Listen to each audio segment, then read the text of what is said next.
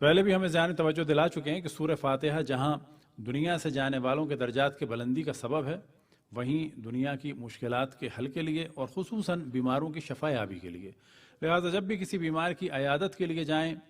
تو روایات میں نقل ہوا ہے کہ اپنے سیدھے ہاتھ سے اس کے سیدھے بازو کو پکڑ کے 70 دفعہ سورہ حمد کی تلاوت فرمائیں۔ ناممکن ہو تو جتنا بھی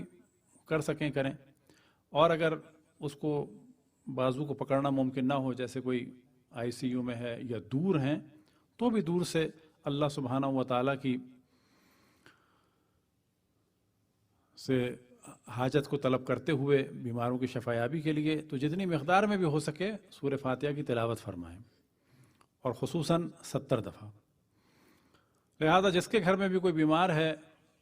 تو خود ہم نے آیت اللہ العظمیٰ بہجت سے ایک دفعہ ایک مریض کے بارے میں پوچھا تھا، تو انہوں نے فرمایا کہ والدین 2 رکعت نماز پڑھ کر 70 دفعہ سورہ حمد کی تلاوت فرمائیں، اس نیت سے کہ خداوند تبارک و تعالی شفا عاجل و کامل عطا فرمائے۔ اور بلا شک جو سب سے بہتر چیز ہے اس کے ساتھ ہی ساتھ، بعد میں نہیں، ساتھ ساتھ، وہ ہے صدقہ۔ جتنا زیادہ ہو سکے انسان صدقہ دے، اور بیماری میں جو بھی جس قسم کا بھی صدقہ ہو، لیکن عموماً علماء کرام جو روایات کا نتیجہ نکالتے ہوئے تاکید فرماتے ہیں کہ کسی جانور کی قربانی اگر ممکن ہو، ورنہ کسی مومن کی بھی مشکل کو حل کر سکیں۔ اب صدقے کے بارے میں یہ ذہن میں رکھیں کہ ایسا نہیں ہے کہ جو ہم نے صدقہ دیا ہے تو بیماری غریب کیا چلی جائے گی، معاذ اللہ، ایسا قطعاً تصور نہیں ہونا چاہیے، بلکہ اصل موضوع کیا ہے کہ یا اللہ میں اپنی حلال آمدنی سے تیرے ایک بندے کی مشکل کو حل کرتا ہوں، تو اس کے وسیلے سے میری مشکل کو حل فرما۔ لیکن جس کو صدقہ دیں تو توجہ رہے کہ صدقہ اس کو آپ نے نہیں دیا ہے، بلکہ آپ نے وہ اللہ سبحانہ و تعالیٰ کے ہاتھ میں دیا ہے۔ لہٰذا اس بندے سے آپ کا کوئی تعلق نہیں ہونا چاہیے کہ تشکر کرے، کہ وہ خوش ہو، کہ آپ کا ادب کرے، کہ احترام کرے۔ یہ سب ضائع ہو جائے گا اگر یہ توقع کی نا۔ ہم نے اللہ کو دیا ہے اور اس کا بڑا احسان ہے کہ اس نے لے لیا ہے، اور جیسے ہی اس کی توہین کی، جیسے ہی اس پر ایک منت کی، جیسے ہی اس کو اذیت دی، تو وہ جو پروٹیکٹ ہوا ہے، وہ جو پروٹیکشن شیلڈ آئی ہے، وہ سب کی سب ختم ہو جائے گی۔ لہٰذا اگر ہم نے صدقہ دیا اور بلائیں دور ہوئیں، جیسے ہی اس کی ہم نے توہین کی تو سمجھے دوبارہ بلاؤں کے لیے ہم نے راستہ کھول دیا، اور اس پیسے کو، اس چیز کو ہم نے ضائع کر دیا۔ صلوات پڑھیں پر محمد والے محمد۔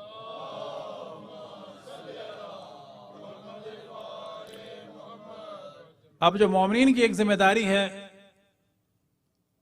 بلکہ ہر انسان کی ایک ذمہ داری ہے کہ دوسرے انسان کے کام آئے، ریگارڈلیس اس کے دین و مذہب کے، اور پرابلم تو کسی کے لیے بھی کریٹ نہیں کرنا چاہیے، لیکن خصوصاً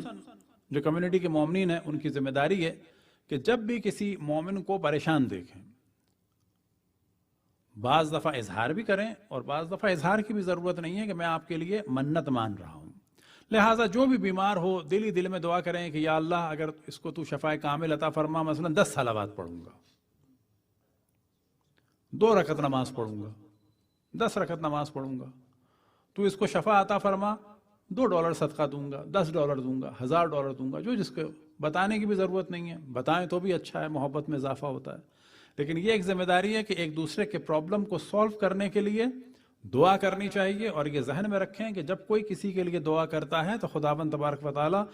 ملائکہ کو خلق کرتا ہے کہ جو اس کے لیے دعا فرماتے ہیں تا قیامت۔ صلوات پڑھیں بر محمد و آل محمد۔ بس کسی کو بھی آپ دیکھیں پریشان ہے، مشکل میں ہے، کسی کو کام رکا ہوا ہے، کسی کے جاب کا مسئلہ ہے، کسی کی شادی کا مسئلہ ہے، کسی کا کوئی بھی مسئلہ ہے، آپ دیکھ رہے ہیں کوئی ایک آدمی گھر ڈھونڈ رہا ہے، فوراً دل ہی دل میں کریں کہ یا اللہ تو اس کو اچھا گھر دلا دے، میں 10 صلوات پڑھوں گا۔ وہ جاتا ہے الٹا اور آتا ہے، یاد رکھیں۔ لیکن جو خبیث فطرت ہوگا وہ کہے گا اچھا میری وجہ سے اگر اس کو اچھا گھر مل گیا تو کیا ہوگا۔ یاد رکھیں بعض دفعہ لوگ دعا میں بھی خبیث ہوتے ہیں اور خسیس ہوتے ہیں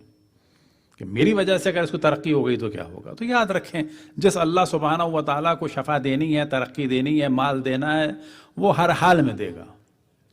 ہم اگر دعا میں شامل ہو جائیں گے تو خود ہمیں بہت کچھ مل جائے گا کہ جو بغیر دعا کے نہیں مل سکتا. صلوات پڑھیں بر محمد و آل محمد.